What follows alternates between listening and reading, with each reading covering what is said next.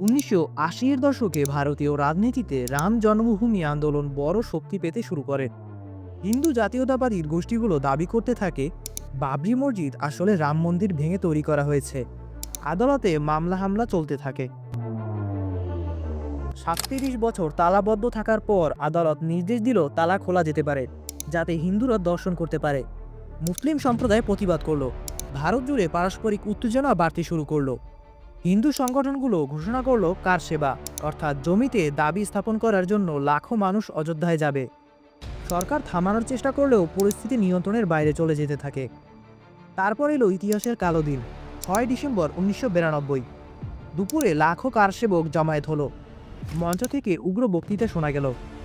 অল্পক্ষণ পরেই জনতার একদল দৌড়ে গিয়ে মসজিদে হাতুড়ি, লাঠি, বেলচা দিয়ে আঘাত করা শুরু করলো।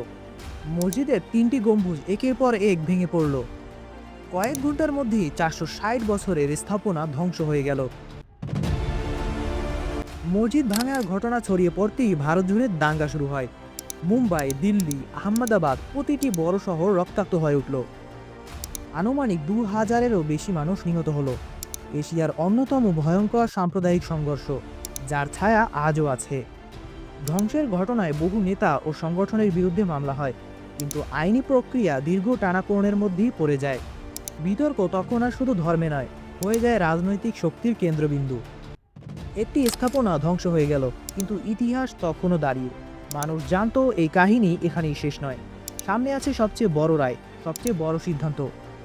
এর তৃতীয় পর্বে আসছে আদালতের রায়, নতুন মন্দির, নতুন সব তথ্যের আলোকের বিস্তারিত বর্ণনা।